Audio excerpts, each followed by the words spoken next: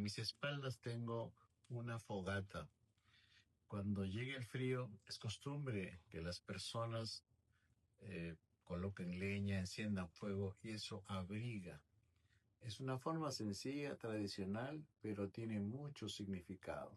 Se juntan en torno a ella para ser impactados por el calor y mitigar el frío, vencer el frío. Hay cosas que tú puedes hacer para que en tu vida, en tu entorno, en tu familia, siempre haya calor. Ten una actitud positiva. Ve una salida en medio de las dificultades. Abriga con una actitud positiva el ambiente de tu familia.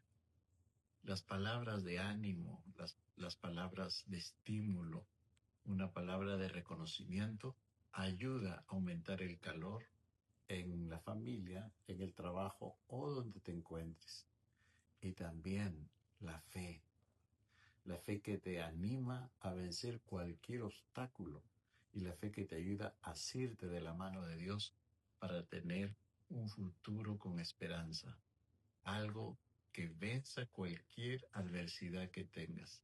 No te olvides, las palabras, las acciones, la fe ayudarán que el calor los anime a mantenerse juntos. No importa que venga, podrás tú avanzar teniendo una victoria sobre el frío de la injusticia, el maltrato, la desolación o una adversidad. Te animo a que puedas ser parte de este calor de tu familia, en tu trabajo o donde te encuentres. Dios te bendiga. Chao.